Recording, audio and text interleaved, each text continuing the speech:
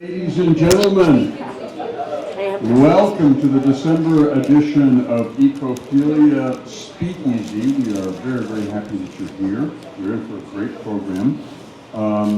I'd love to give you a pitch on what's coming up in January. We're not quite there yet, but believe it, the Junta, Rich Benz and Steve Madewell, Dan Best, myself, we are hard at work coming up with a wonderful lineup of speakers, including two tributes to scientists who had been part of Ecophilia with folks who can speak to their scientific legacy. That would be Peter Pesch and Bruce Ladner. So anyway, we've got great stuff that's coming up, and we were hoping that Christy Frank, who is a documentary film producer, would be our January speaker, but we're waiting for confirmation, so that's still kind of in the air. Cool. About how do you make a documentary? You got a connection? I'm showing that movie on January 21st. Well, we wanted to scoop you. Yeah. Greetings all. You're just in time. Okay, so for tonight,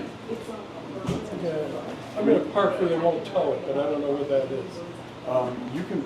I'm parked in the one Are spot. there any parking spaces out there? I think so. You can. There's a Street parking's free after 6. 33 minutes to go.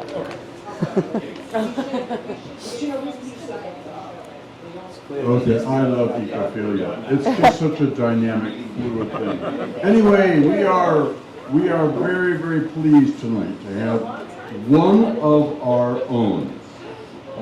Our speaker is going to be Anne Schoeffler, and she is going to be talking about permafrost. So Anne Farley Schoeffler was a 6th, 7th, and 8th grade science teacher for 21 years, building the middle school science program for Seton Catholic School in Hudson.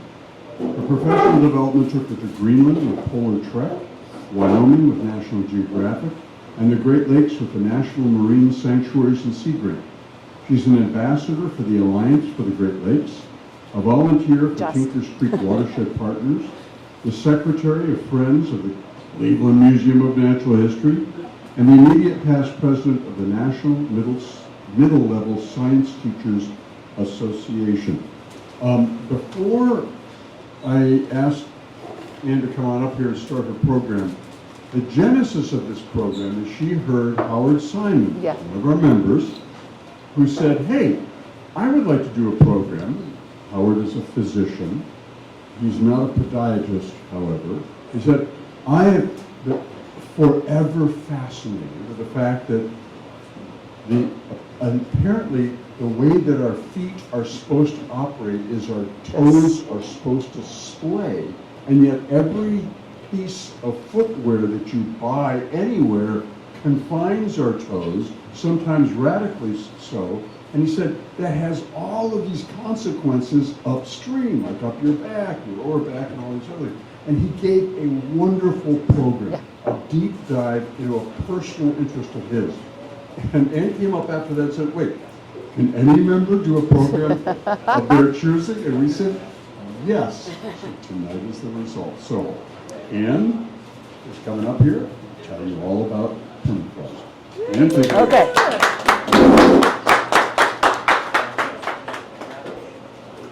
Harvey skipped, is this good? Harvey skipped one little step there, which was when Harvey got up here and said, anybody wants to do a deep dive, share it with us. So here I am. And Howard can't come tonight, he's not well, but he did get in touch with me because I told him he's the one who gave me the courage to do this. So I have a little bit of firsthand knowledge of permafrost, and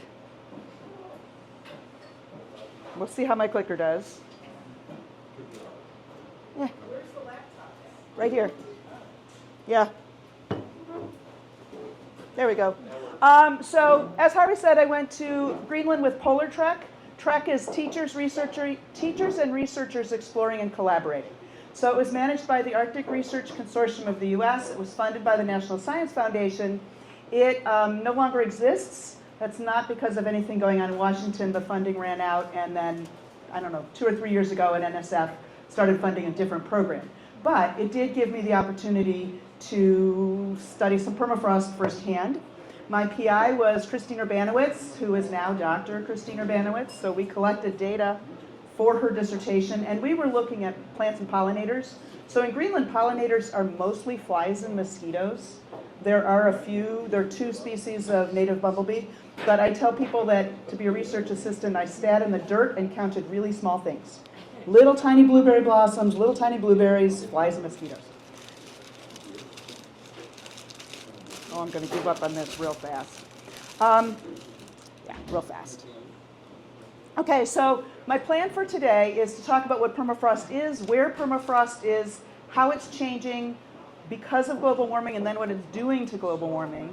And I said originally I was going to talk about people, impacts on people, and I'll say a little, but I have so much else to say that I don't think you won't want to sit here that long. I just finished a class Monday on the Arctic. If anybody, it cost me $55. If anybody wants to take a 5-week class in the Arctic, I can hook you up. Nope. We're going to start by what and where permafrost is. So permafrost is defined as soil that's frozen for at least 2 years continuously. When we look at polar regions, we're talking about soil that's been frozen for thousands or tens of thousands of years. But the area there, the blue, is continuous permafrost. The ground is frozen in that whole region. When you look at the lighter shades, it's discontinuous permafrost. It isn't the whole surface, but it's various pockets. And so this map shows 22% of North America being permafrost regions. And then if you were to just count the dark blue and the spots of permafrost, then you'd say about 15% of North America is underlain by permafrost. So it's significant. There's a lot of it. Nope. See, I get impatient and look what happens. So this graphic just shows you layers of permafrost at the bottom. The center of the Earth is warm, right? So there's not permafrost all the way down. There's a layer of permafrost, and then there's an active layer on top. So seasonally, during the warm season, part of the surface thaws and things can grow there. That's how we have ecosystems and biomes in permafrost regions. So I'm going to show you just a few pictures of what the land looks like above the permafrost. This one is taken from Siberia. One of my PolarTREC cohorts, Stan Skotnicki, went to Siberia and looked at aspects of the boreal forest. This particular scientist is doing a core sample of a tree. But what I want you to look at is that's the boreal forest. A lot of Siberian permafrost is forested. You can see that the forests are not very dense and the trees aren't very big, much less dense than a temperate or tropical forest, but forest. Whereas much of North America's permafrost is covered by tundra. So I have a few Greenland pictures. This one, some things you're looking at there are the lakes. So those lakes, we're going to come back to those lakes. You can see the road. That's the longest road in Greenland. It's 40 kilometers or 26 miles. This is pretty near the ice sheet. So I was in Kangerlussuaq, which is just north of the Arctic Circle, and this 40 miles from the ice sheet. So where we camped was on an old outwash plain. It was sand dunes and different conditions in those 40 kilometers. So right here you're looking at the foreground is shrub vegetation, and that stuff gets to be at the most a meter tall, and it's dwarf blueberry, dwarf birch, dwarf willow. And then further out there are grasses and wildflowers and things like that. This picture is taken much closer to the town of Kangerlussuaq, and that means very long, well, wait, I'll save that thought. So here the vegetation can be 2 meters high. So it's about 2 degrees Celsius different in that distribution from the ice sheet to away from it. So not only are the plants taller, but there are some trees. So somebody in the 70s decided to plant a forest with the idea of logging. So 40 years on, when this picture was taken, it's not a forest. There are a couple hundred trees. They're all small. They're not that big. There's just not long enough growing season, and there's not a deep enough active layer of soil. This shows you the ice sheet itself, some glaciers coming down off the ice sheet. And what I want you particularly to pay attention to, there's a melt lake there. You can see terraces on the melt lake. And there's also those moraines, the edges, all the material that the glacier pushed. So by definition, a glacier moves. Gravity pulls everything downhill. The glaciers push everything that they grind across, and they push up these piles. So if you looked at maps of Ohio, you can see the maps of the moraines. So that's how we know how far the glaciers reached during the Ice Age. So here in Greenland, you can see where they formed. This is just showing you the ice calving a little bit. Kangerlussuaq is 100 kilometers from the ocean. That word actually means very long fjord. So no polar bears for me. And the town itself is just a commerce hub. It was built by the US military in World War II after the Nazis invaded Denmark. So it's not anybody's pretty scenic village or anything like that. So these ice flows, whatever calves from here, is going to float down the river and melt before it gets to the ocean. This is the ice sheet. So there's Christine walking up and over the moraine to get to the ice. Your pizza might be coming. Is that it?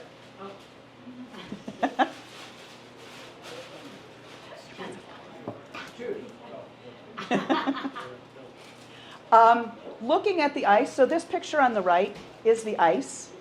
In the distance, you can see it white, crossing all of Greenland to get to eastern Greenland. In the foreground there, all that gray is silt that's blowing back off the moraines.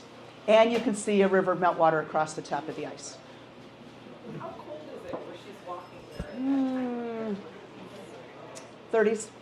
I would say lower 30s most of the time I was there. Actually, I was there the warmest day they'd ever had in 2016. It got to be 70 degrees where we were, and they've had warmer days since. But up by the ice sheet itself, it was cold enough to be in the winter coat and everything. All right, so, yep, go ahead. Before you get up the subject of moraines, Yeah. are the rocks sharp or rounded? I would say partly I didn't pay close attention at the time. These look fairly rounded. Where we camped, so where Kangerlussuaq is had deglaciated about 8,000 years ago. So that was just sand and rounded, really beat up stuff. When the moraine carries the ice down, the question is, does it crumble or does it just transcend? Very often it's grinding underneath the ice. So it's grinding it down from rocks into the sand and silt. All right, so one rabbit hole that I fell into is why does Siberia have more boreal forest and why does North America have more tundra? And so turns out that, as I said, we know that North America was covered by ice sheets that came all the way down into Ohio. Most of North America, there are some places that were not glaciated. But there was this huge ice sheet, a mile deep, grinding up all the rock underneath it and everything else, carrying away any topsoils that were there and grinding down to the bedrock. So if you hike, I've hiked in Ontario and in Maine, and in those places, you're walking on the Canadian Shield, you're walking on bedrock. There are places where soil has started to build up, but a lot of the soil was carried away. Also at that time, because all that ice was melting, liquid water is warmer than ice, right? Warmer than solid water. So that would have warmed up the landscape. It took a long time for all that ice to melt and then to run off into lakes and rivers and out into the ocean. But in doing that, the landscape would have been thawed and had to freeze again afterwards. It had to refreeze into permafrost. So permafrost in North America is 700 meters deep. In Siberia, it's 2 or 3 times as deep because it turns out Siberia did not have a continental ice shelf during the Ice Age. It probably had frozen peaks and things like that, ice caps, but the whole continent didn't freeze, probably because there are eastern mountains, and in polar regions, north and south, winds primarily come from the east. So wet air picked up off of the Pacific Ocean would carry that precipitation up in those mountains, drop it in the mountains. There's just not a lot of moisture left to go out across the steppes. So Siberia has deeper permafrost, but it also has more soils. It didn't have a continental ice sheet to carry that soil away. So it's got a short growing season, and it's the same latitude as North America, but it's different conditions. So that was one rabbit hole that I fell into, figuring all this stuff out. So when you're looking at tundra from above, and this is not a picture I took because I was never at a good elevation to see this, but you see that the region is divided into these polygons. So think about someplace you've been with really dry soil. When the soil gets really dry, it all contracts, it comes together, and you wind up with cracks. The same thing has happened here. The reason that, pardon? No. North slope of Alaska, not my picture. So after this, not my pictures. So you can see the meltwater, that's the summer season, and so you can see that there's water between these. So that water is trapped in the ground. When winter comes, it freezes, so it expands and makes those little cracks in the ground a little deeper. We have ice wedges. Just to make this story complete, when water freezes, when anything freezes, it contracts. The atoms and molecules come closer together, right? But when water contracts, I'm giving up on my little toy there. When water contracts, because the polarity of the molecules, water contracts into rings. Because water contracts into rings, there's empty space in the middle. There's empty spaces between the rings. So when water freezes and contracts, it takes up more space. That's why if you forget something in your if you forget a drink in your freezer, it explodes. That's why. So seasonally, water drips into the ground in the warm season. It gets cold, it freezes, it expands a little. So over time, it makes these ice wedges that get bigger and bigger and bigger. This is important. This is ground ice. It's part of permafrost, as is ice lenses, another kind of ground ice. So water is going to permeate down into whatever soil it can drip into and get trapped. If it's trapped across the permafrost, then it's in the ground. If it's on the surface, it can freeze. There are more, right? Greenland's getting more precipitation, more rain events. So in the shoulder seasons, there's more ice forming on top of the tundra and making it hard for herbivores like musk oxen and caribou to get food. But these lenses, whether they're on the surface or below, a few millimeters to centimeters deep, we have these layers of ice, another form of ground ice. And the third one is unhelpfully called massive ice. But anywhere where the soils are sandy, water will have percolated through. That would be in the active layer. It would have been historically after all the ice melted and before the permafrost reformed. So permafrost is frozen soil, but it has a lot of ice in it. If it's sand, a lot of water would have dripped through. So maybe 20% of the volume of the permafrost, if it's sandy soil, is ice. In a really clayey soil, a really fine particles that water won't permeate through, it could be 80 to 90% of the landscape you're looking at is underlain by ice instead of soil. So when that melts, then you're going to have things settling. So I'm detouring for a minute here. So this is the permafrost tunnel. My training for PolarTREC was a week in Fairbanks in February. And one of our field trips was the Permafrost Tunnel, which was dug. It was drilled pretty much by the Army Corps of Engineers in the 60s, largely to study permafrost and to work on techniques for mining and construction. But they maintain the permafrost tunnel to this day. In fact, they have to cool it in the summer now. So to keep it permafrost and keep it as a research tool. So the left picture that you're looking at there is not a building, it's a doorway on a hillside. So that's how you get into the permafrost tunnel. It's about 110 meters, 100 yards deep, about that wide, and so sort of like that. I occupy all the space I can. The picture on the right is Dr. Pat Druckenmiller. He is a paleontologist at the University of Alaska Fairbanks. He did our tour. It's only fenced, like this cage that we're in, only at the very beginning part. What you're looking at is not snow falling, because we're underground. It's silt that gets kicked up. So if you work in the permafrost tunnel, you wear a mask, so you don't breathe all that stuff. But he is responsible for finding evidence of prehistoric life that's documented here. So that little white sign by him, that's pointing to the horn coral of a steppe bison, an extinct species of bison. So the permafrost tunnel appears to show 40,000 years of deposition, of material collecting. So remember I said the ice sheet covered most of North America? There was a space through Alaska that did not consistently glaciate. There's even, I guess that would go that way for you. There's even speculation that some of the people who came from Siberia went through Alaska, and that's what directed them towards the center of this country, this continent. In any case, it formed, permafrost could form because the land just freezes, it gets cold and everything freezes, or it could form when there's layers of material that get blown in or settled in or whatever. In the permafrost tunnel, there are layers of debris and then layers of ice, kind of stacked. So it's a window on climate change in central Alaska. It's also, the right picture shows an ice wedge. When I took the picture, I didn't understand what he was saying, so I had to look it up later. The left picture is the ceiling of the permafrost tunnel. So basically, you're walking under the roots, and so there's apparently some reverse plants. You're walking under the things that lived in that region over a period of 40,000 years. So sampling those gives us an idea of what lived there. Also sampling those and taking bacteria from there, decomposing bacteria, and taking them to a nice warm lab, warm wet lab, they start doing their thing.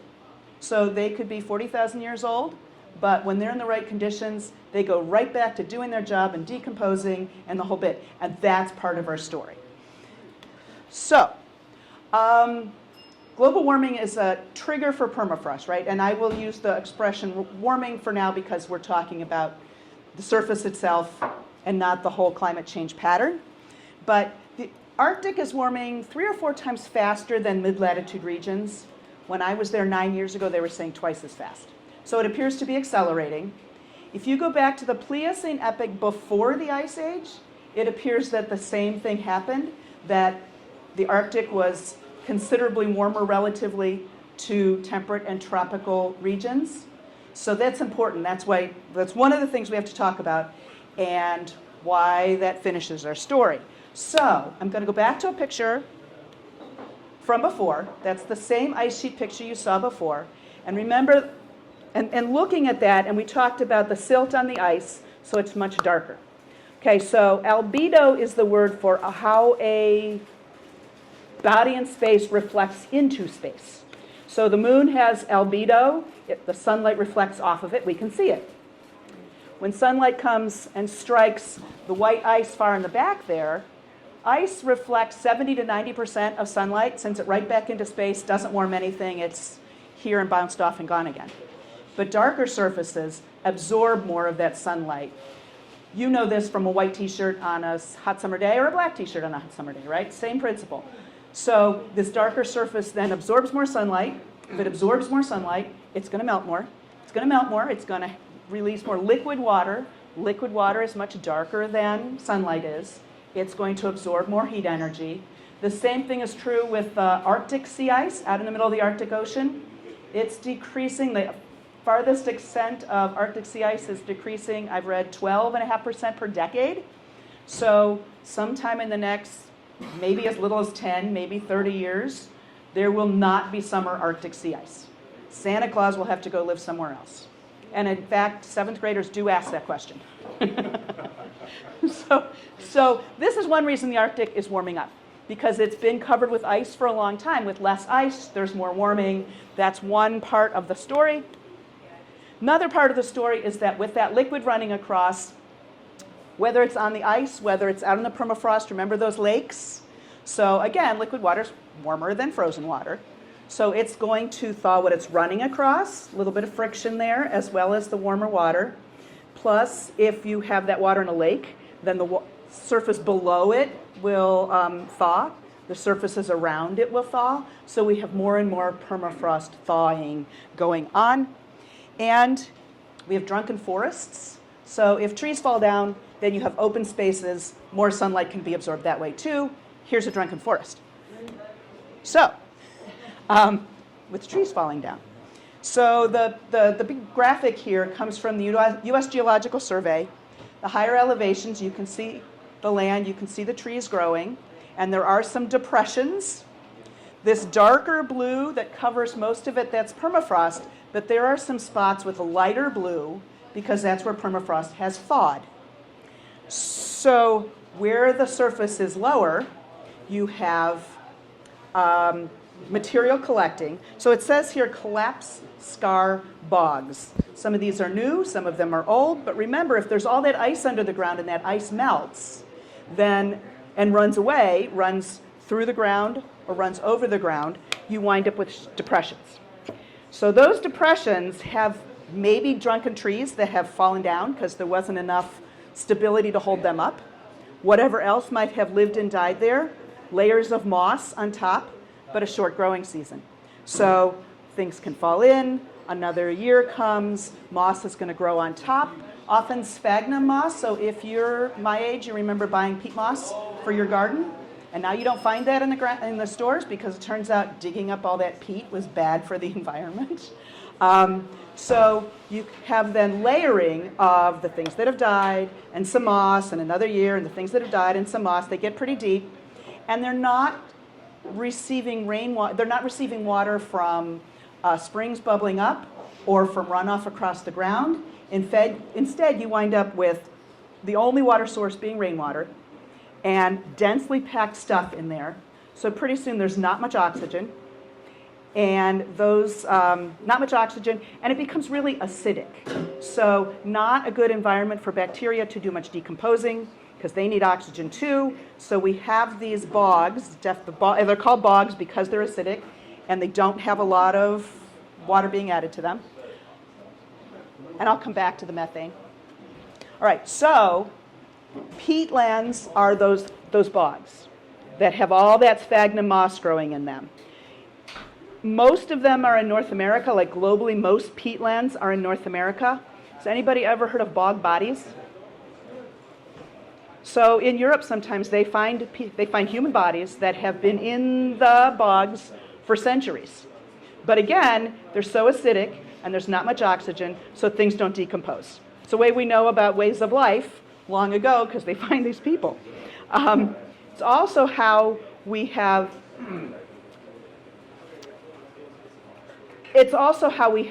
a third part of our story, okay? So we're going to remember these bogs and understand that because there's so much dead stuff in them, that's where I was going, so much dead stuff in them, there's so much carbon stored there, right? We're all carbon-based life forms. We're all made mostly of carbon, and all those things are stored in the permafrost for long periods of time, for thousands, tens of thousands of years, because they're not decomposing in these places, because there's not a deep active layer, and in these bogs where there's a deeper active layer, there's also not many decomposing bacteria. There is another part to that, but, all right, so ecosystem is changing. Some forests are falling and forming bogs. As there's deeper active layer, because the permafrost is thawing, there's more decomposition going on, more plants can grow. Timing of plants changes, that's the phenology, so plants can germinate earlier, make their fruits and their flowers and their fruits earlier, so changes to systems and changes to what lives in permafrost regions as species move from to conditions that they want. So as species move from here where it's getting warmer and warmer and they're moving further north or higher elevation, there in fact are red foxes whose range is now overlapping with Arctic foxes. So these shifts are taking place. So these are ways that we know that global warming is changing the permafrost. The permafrost is changing the global warming also. So that's the other piece of the story. I'm going to talk about nitrogen and carbon. I'm not going to talk about phosphorus because I didn't find anything definitive enough. I'm also going to introduce you to Dr. Rebecca Finger Higgins, who she was also a graduate student when I was up there. I went out and did some work with her to look at permafrost. When I posted this picture, so PolarTREC teachers had to blog daily from the field. If you went to the website, you could see everybody's journals from all the places that they went. So I talked about her work and I posted this picture, and she was really mad at me because she was tired and dirty and disorganized. And her friends loved the picture, so I have left it there.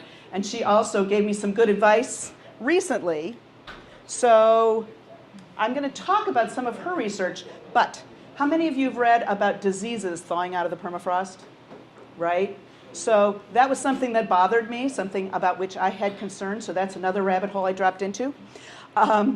So they have found, scientists, people have dug up mummified smallpox victims from Siberia,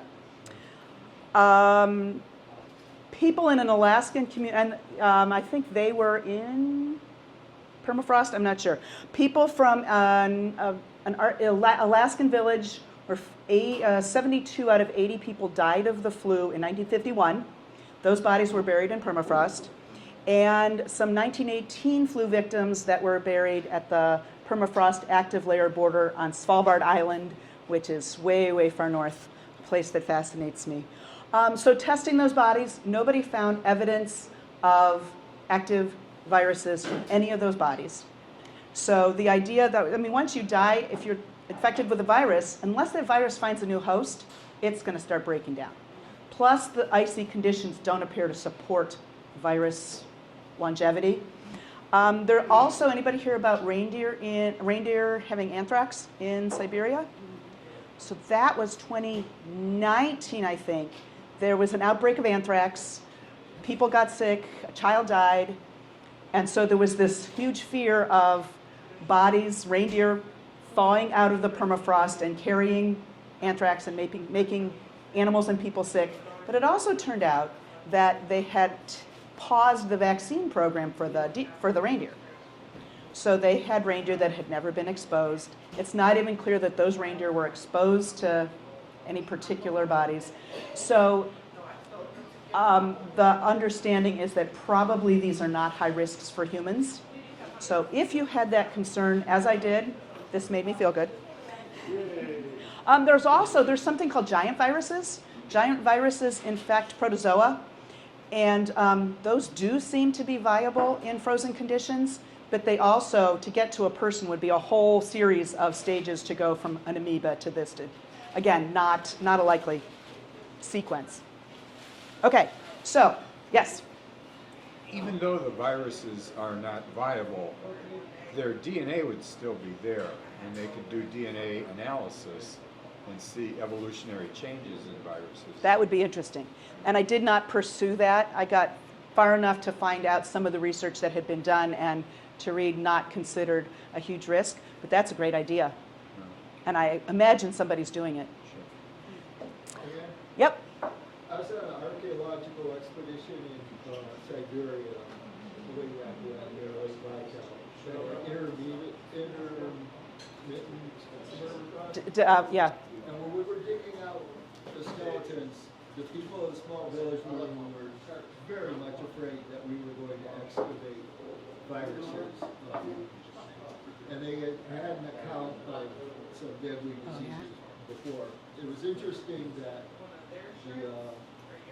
this was in the Soviet times. The government people came out with hazmat suits. And there were like 6 of them in these white suits, testing and doing everything. And the first I was with Bruce excavating these skeletons, kind of suggests, we were kind of smiling, thinking that we don't really have to worry. But we were even suggesting that they actually would be more appropriate to investigate the 2 small bathrooms in the big hotel room.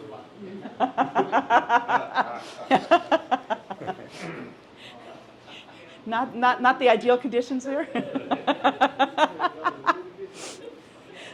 Okay, so on that note, Becca directed me to a paper and some research that she was involved with about nitrogen. And nitrogen release from permafrost soils. So first of all, we breathe nitrogen in all the time, right? The atmosphere is 78% nitrogen. We breathe it in, we breathe it right back out again. We can't use it in that form. We need to have our nitrogen in compounds that we get from plants or that animals get from plants and that we then get from the animals. But we have to have nitrogen. DNA is made with nitrogen. If we don't have nitrogen, things don't work. So there are nitrogen compounds that are in all those things that are ready to decompose. Those are big and complex plants. They require simpler nitrogen compounds. So bacteria do that work of breaking down those big nitrogen compounds into smaller nitrogen compounds. So decomposing bacteria, remember I said in the permafrost tunnel, they took them out of there, they put them in nice conditions, they broke out of their little endospores, and they went right back to work decomposing things. So indeed, that's what they were seeing happening. They could find more inorganic nitrogen compounds like ammonium and nitrates, the kind that plants can use in leaves, in the leaf litter under plants, in the water. They found more of those when the active layer was deeper than when the active layer was shallower. So are decomposing bacteria doing their job? Yes. Are they putting more nitrogen into the system to support more plants? Yes. And happening more in the wetlands than in the forests, and not so much in those scar bogs. So those deep bogs, they tested there too, and those deep bogs, again, they're not good bacterial habitats because there's so little oxygen and because they're so acidic. They have a place. We'll come back to them. Because we also have to look at carbon. I feel like you probably can't even see the words there, so I'm just going to say from this page that there's more carbon frozen into permafrost than there is in the atmosphere. There's more carbon frozen into permafrost than there are plants in the Arctic right now. So there's a lot of there's a lot of carbon there. Also from NASA imaging, so over the past 35 years, they've been imaging greenness of the planet, right? So chlorophyll is green. The planet is getting greener. There are more plants growing because there's more carbon dioxide in the atmosphere. But this diagram is a little easier to see. These pictures come from a different PolarTREC teacher, Karen Temple-Beamish. She was in Healy, Alaska. And so third graders can probably tell you that plants use carbon dioxide and they give us oxygen, and vice versa. And then fifth grade, seventh grade, we make it more complicated. We're showing that there's that biggest bubble on the left. There's a lot of carbon in permafrost and in permafrost soils, as well as in soils in general. There's lots of carbon dioxide in the atmosphere. There's carbon dioxide in the oceans, lakes and rivers. And in fact, there are more photosynthesizers, more organisms releasing oxygen to the atmosphere from the ocean than there are from land surfaces. In any case, the carbon-oxygen cycle is basic for kids, but it's important because this particular research, so I read a lot of this work. Marguerite Moritz was the lead author on these.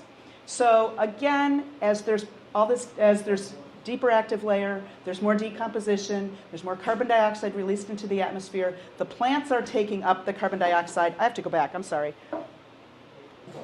Those little boxes, those boxes were places where they were heating the permafrost and testing the carbon dioxide release and the carbon dioxide taken up and things like that. Their research, it was over 3 years, and they also did aerial testing, and I don't know how that was done. But they were seeing there's lots of carbon dioxide being released and being used. The Alaskan tundra at this point appears to be a carbon source. There's more carbon dioxide being released than plants can take it up. In the boreal forest, it's neutral or it's still a carbon sink. It's still storing carbon dioxide. And we don't have information like this from Siberia that I could find because Russia invaded Ukraine. A lot of doors have closed. A lot of communication has not taken place. A lot of scientists are not seeing each other anymore. So there are things that are not being shared right now. But this particular team from this study had nine scenarios for modeling climate change, for predicting what could happen. Several places I found, the IPCC is not using permafrost thaw data yet because there's so many variables. So this is research that has to be ongoing in order to get it included in what our expectations are. But according to their best case scenarios, the 3 mild, like they had sort of 3 levels of scenarios.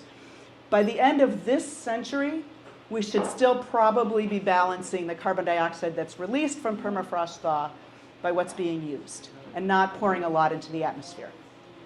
Future centuries, not so clear. But for the time being, that looks positive, barring black swan events. Has anybody ever heard that expression before? No, I was about to ask, what is it like? And it's too bad because I think black swans are really pretty. A black swan event is one that's unexpected and could make big changes. So a black swan event would be something like lots of tundra or boreal forest fires, abrupt thaw if the thawing just all of a sudden sped up, widespread plant mortality if the plants that are living in polar regions don't just keep adjusting and growing bigger, but instead die off because the conditions are warmer.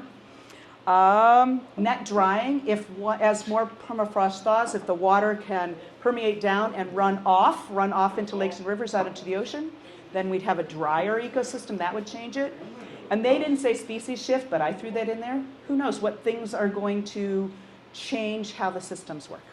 In any case, so carbon dioxide is certainly the greenhouse gas we hear about the most. Bless you.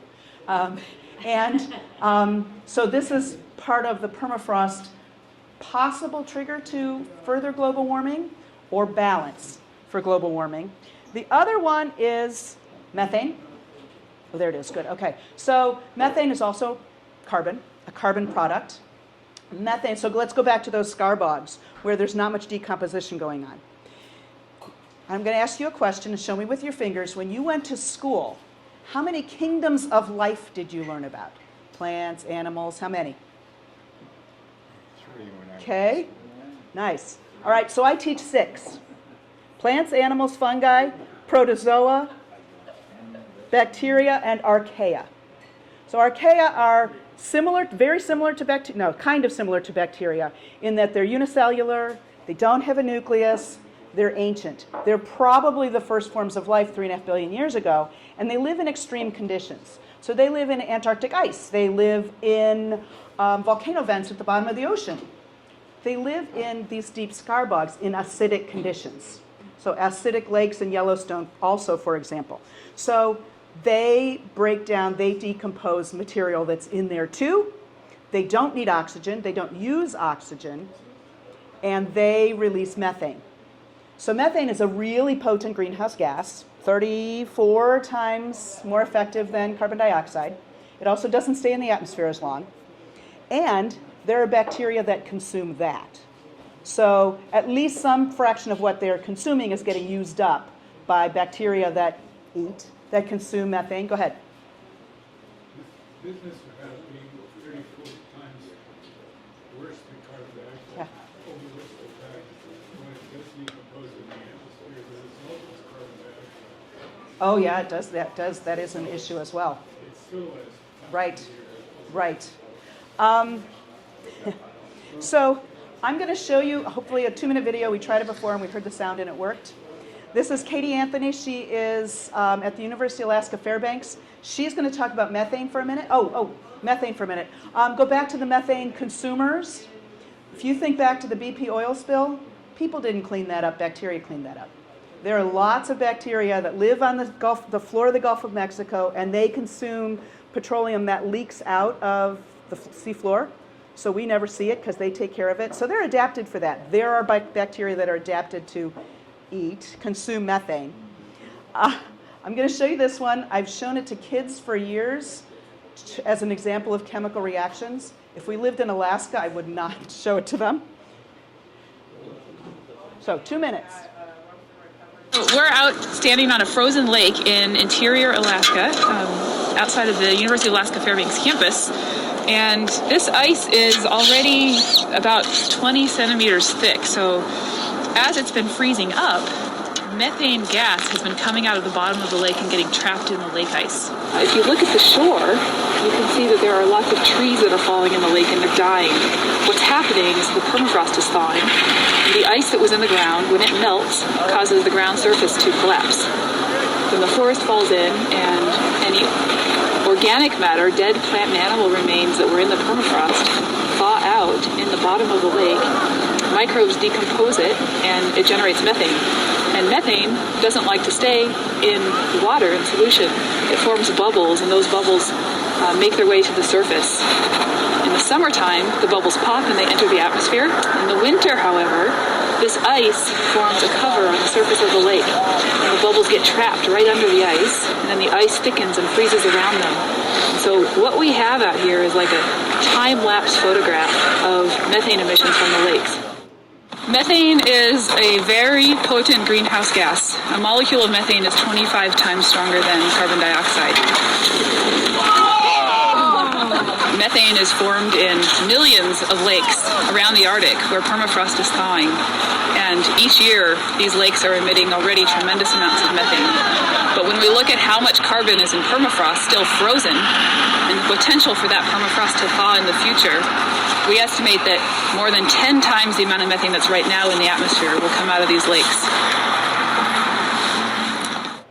Okay.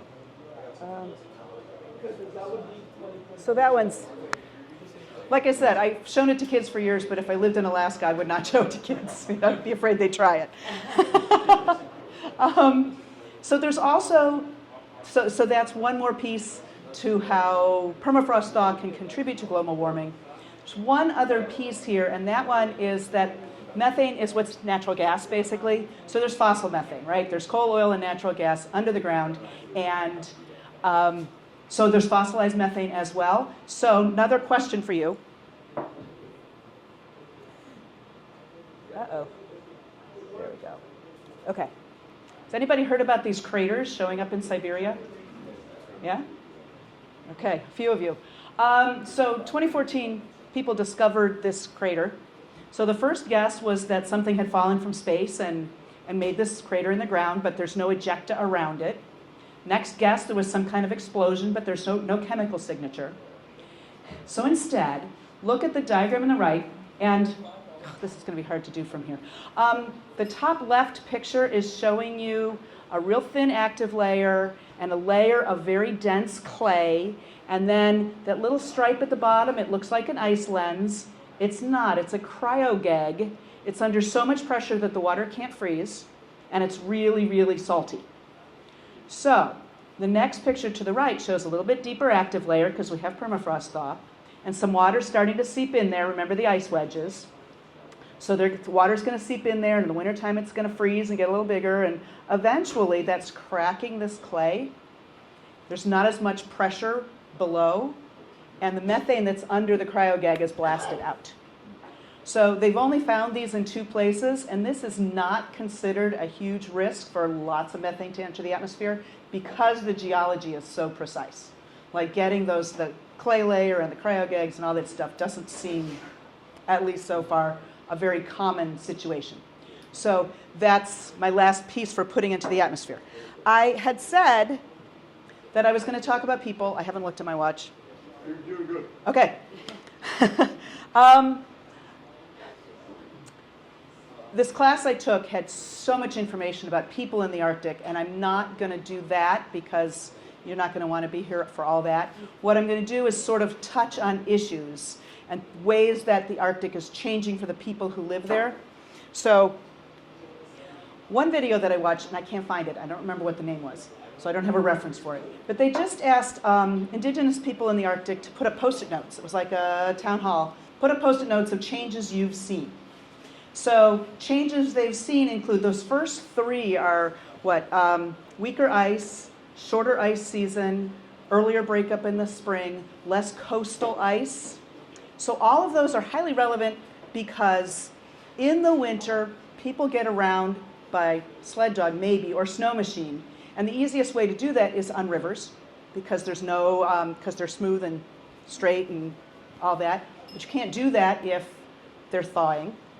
And for most Arctic indigenous people, they're living subsistence lifestyles. They're proud of that. They want to continue living that way. Grocery stores are not close. Bringing in food is expensive. But Arctic people fish from the ice just like polar bears. So you want to pull your prey up onto the ice. Trying to fish in the water for that prey is much more dangerous than pulling it up and using it that way. But if you don't have sea ice, then you don't have that opportunity. So other post-it notes from the next one, what says, will we have to hunt for different animals? Will we have different seasons for the animals? Plant changes, we already talked about that, right? If plants are blooming earlier, when is the fruit coming in, things like that. Are there new plants? Warmer water and swimming, that one blew my mind. Shorter goose season, thunderstorms in the Arctic, more flies. The robins, they did not put this post-it note up, but some years ago I saw an interview with an indigenous man who said, we don't have a name for that. It was a robin redbreast that had come from here, and it was that far north. Faster rivers because there's more meltwater, wildfires, things like that. Lots and lots of changes occurring to change lifestyles for people who depend on the environment. And there are positives as well as negatives. Got to look for the positive. This graphic, I'm not going to talk about any of it except to say that with less coastal ice, there's more and stronger waves striking the shore, and so there's more coastal erosion. That means people have to move. That means archaeological sites get washed into the sea. And then also, with unstable ground, infrastructure falls down. Houses, roads, train tracks, things like that. But this one, too small for you to see, but I want you to understand what it shows. So look at, on the outside on the right, do you see that blue ring? So that's the ice season now, and then inside of it there's a paler ring. That's what the ice season used to be, and it was longer. So this whole thing is a really ingenious way of displaying the seasonality of ice, of weather conditions, and of things that they hunt for, to show what changes are and how subsistence people have to think about adjusting to climate change. It'll go in the Zoom, so if you wanted to pull it up and look at it up close, you could. The positive side of this is that Arctic people are advocating for themselves. They're getting grants. They are working with organizations to understand conditions, to support themselves. The COP meetings always include Indigenous people from around the world. So Indigenous people have a voice. I would worry about them always being heard because there are so many interests, but there is more self-advocacy going on. Oh, right, so this is an example. 3 years ago in Iceland, I went to a conference and we learned about Smart Ice, which was an app, but this one seems to be more developed.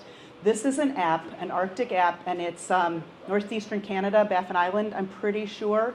And what you're looking at is just, I picked a screenshot from one particular part. Siku means sea ice. Siku means sea ice. And the people there are working with professional scientists as well as their traditional scientists. So NASA, for example, satellite imaging can show the extent of sea ice, but it can't show the thickness or the stability of the ice. Local people can find the stability of the ice. They can compare information. The elders know historically where ice was safe, where ice was not safe, for example, a place where the tide came and went really aggressively or something.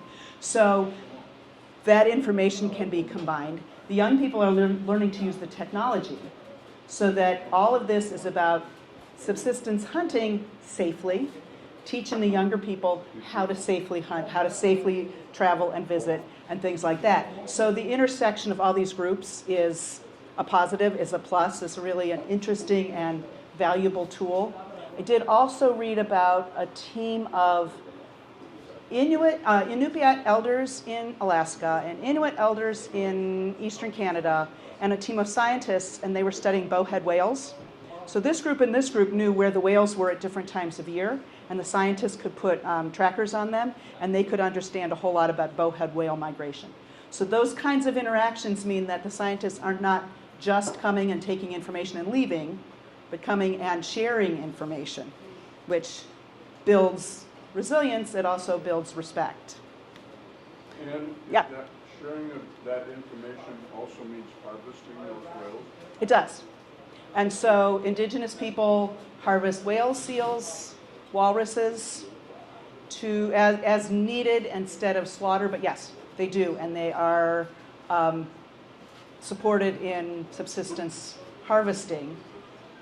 because those are such big parts of their diet.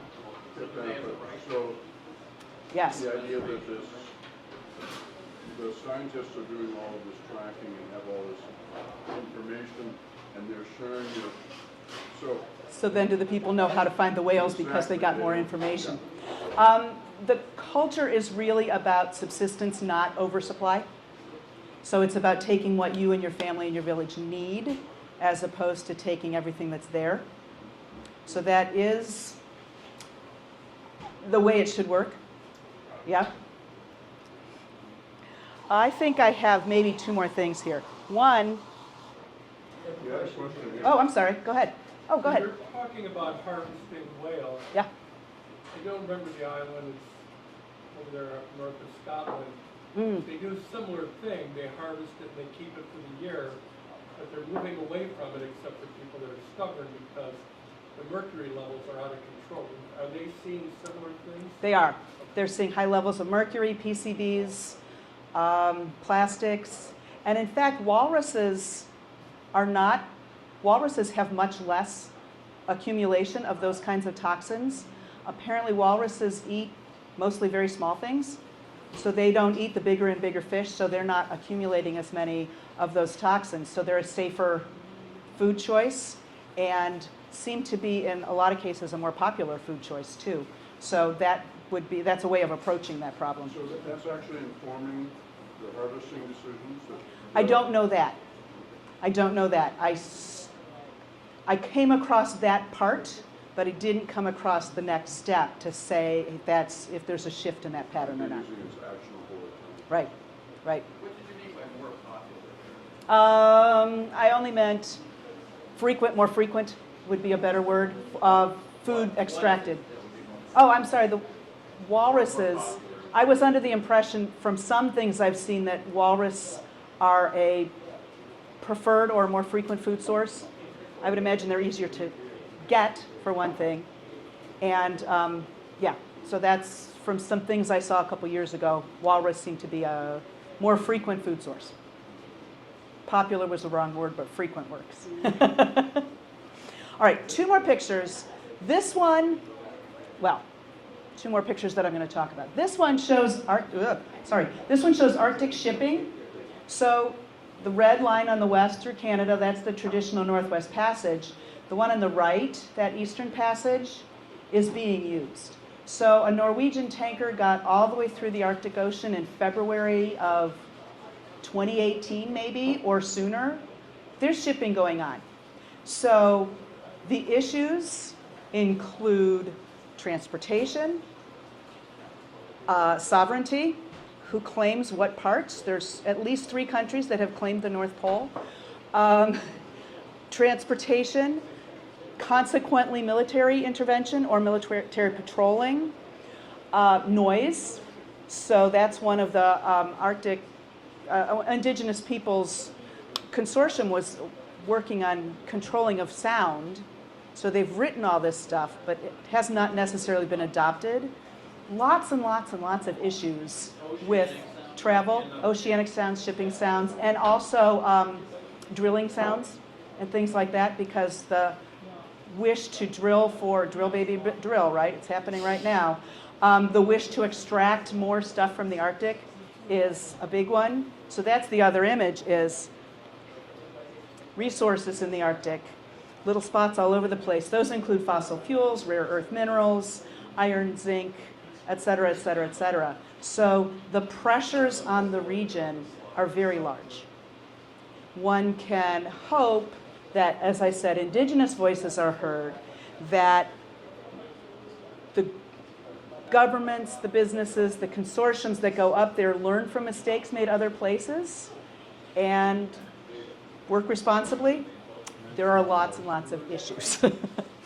And, all right, so this one, I'd like to finish with this picture. This is the end of the road in Greenland at the ice sheet. It was taken either the day before or the day after the winter solstice. So it's 11 or 12 at night, and there's the sun shining. It was a cloudy day, so the sun's peeking underneath. But I love that picture because I was there for the summer solstice, longest day of the year, and really when I was there for 3 weeks and the sun did not set. However, I'm going to go back to this one. if you wanted to take a picture of the page, there's just good resources there if there's something you want to dig into. But what did I miss, or what else do you want to know? Go ahead. Fifth International Polar Year is coming up in 2013. Anything you're particularly excited about? No, I haven't looked that much yet. I am getting working group emails to contribute. I had emails to work on a working group, and then they all zapped out again. So I'm not sure where that is right now, but I'm loosely connected at this point with Polar Educators International. So there would be efforts coming through that way, but I don't know what the efforts are yet.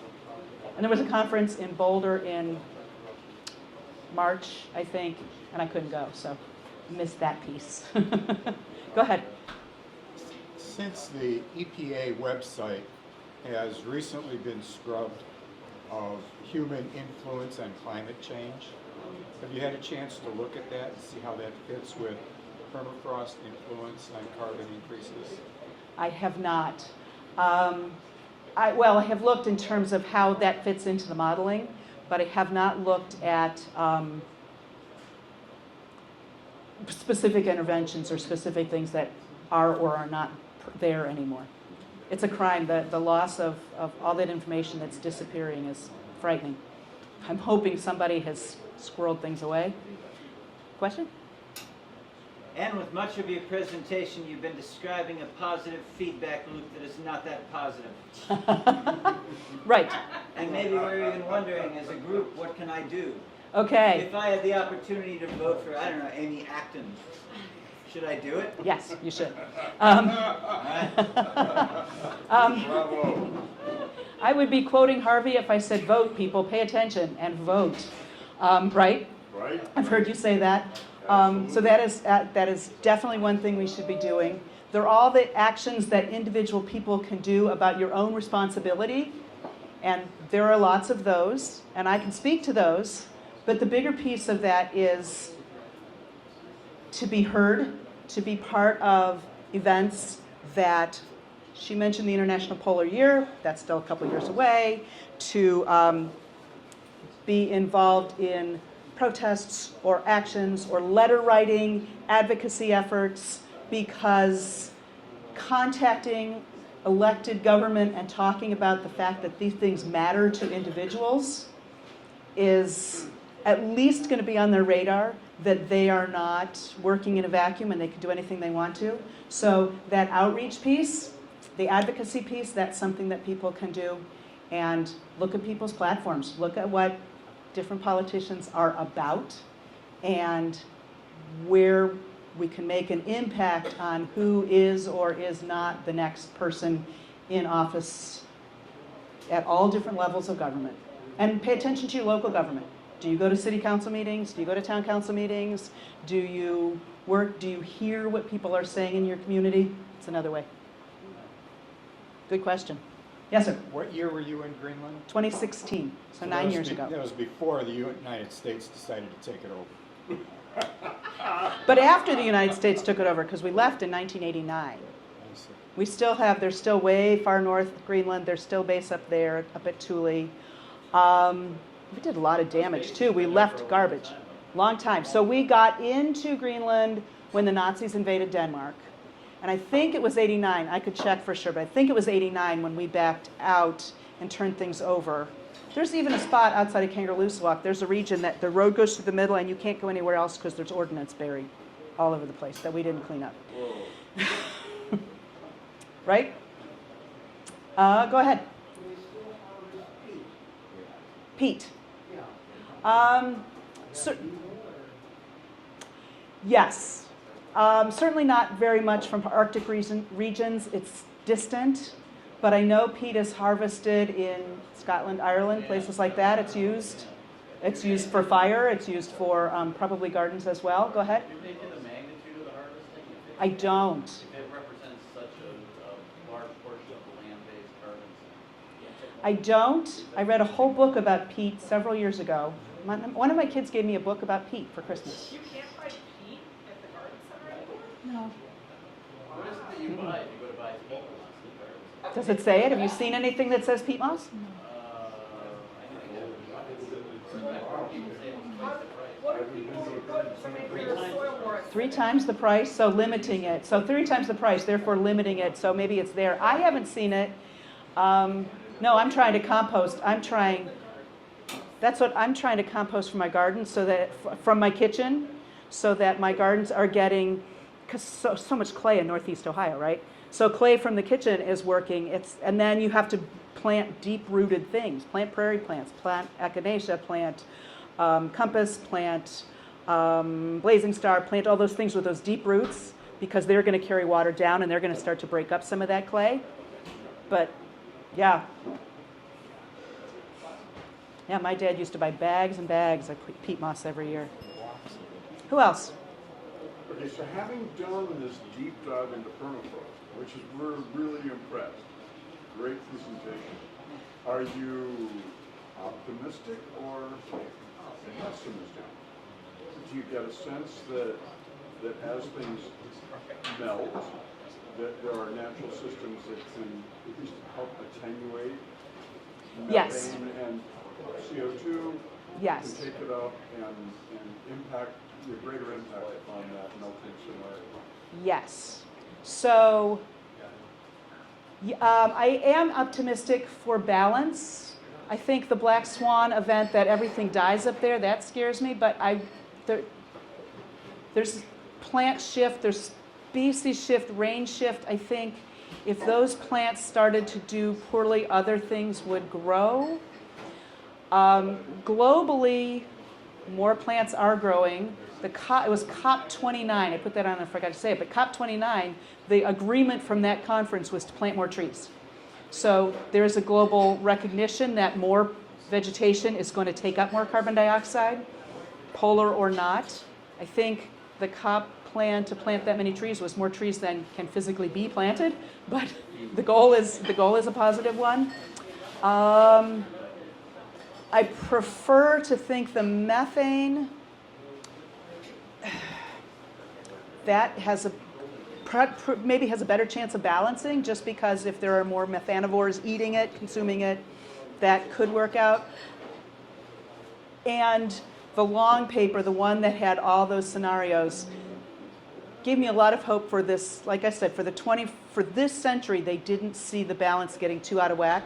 So that leads me to hope that we can consider more and better and get smarter, so that moving forward, we have better control over. So we have maybe more time than we think.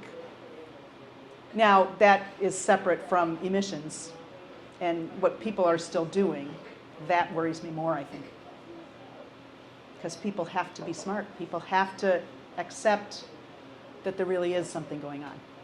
And they have a role. In these programs, did you absolutely fall in love with these northern places? Oh, yeah. Oh, yeah. He said, you absolutely fall in love with these northern places. The tundra is such a stark environment, but it's really beautiful. Really, and huge. Huge and beautiful and different. I would love to be there in the fall, which probably is the end of August or the beginning of September, but just to see everything turning red and seeing the tundra a different color, I would love to see that too. And then I did go to that conference in Iceland, so seeing tundra, exploring tundra there, and then looking at the ice sheets that are still there and accessible without traveling as far as you do here, although they're losing them, right? Iceland had a funeral for a glacier at one point several years ago. It was gone. The people from the community had a funeral for their glacier. That's very sad. Yeah. I would think the drying of the tundra thing is a significant question, because that was listed as one of the black swan events. What if it all dries up? How will that change things? And so if water percolates deep into the ground because there's not permafrost trapping it, or if it runs off into lakes and rivers and flows away. Well, or if it's warmer and you get, more evaporation. Right. You get more concentrated rain events. Those, It's kind of an area versus area thing. right, right. So that. You're going to lose that. So that's a question also. Lots of questions. There's so many variables. It's what makes it really fascinating. it's what makes it also unique. Yeah. So I love the terms I've learned tonight about black swan events and drunken forest. Yeah, right. The drunken forest I'd heard before. The black swan, that one I had to follow up on. That was in a economic meltdown with the black swan. Oh, okay, okay. And then I didn't hear what you said. The black swan event is, they talk about a lot of investing in stock market. Okay, so that's, Clyde just said the, from 2008. Okay. There you go. That's not a set of information that I look at very often. Not in detail. All that black swan is pretty predictable. Well, that it cycles, yeah. Nobody's looking at the data. You could have made a lot of money on that. People did, big short. Oh, right.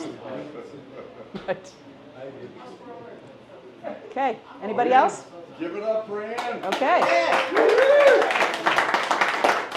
I want to thank you for coming. This was very fun. Thank you. Very fun. And remember, ecophiliacs, that you too could do a deep dive into the topic that you're most interested in and do Thanks. something like this. This is Thanks. fascinating. And I don't know if I'm more afraid or if some of my fears have been at least a little attenuated Right. by your presentation. Right. But it was fascinating. Anyway, thanks for turning out. 'Cause it's not all death and doom. We will reconvene the second Thursday of January. And just stay tuned, keep looking at your emails, we'll get you information if we can actually lock down Christy Frank. If not, we will have some fascinating speaker, as it always is, here at the Ecophilia Speakeasy. Thanks all for coming out. Happy holidays to one and all. And this will be on YouTube. And this will be on YouTube. Look for it.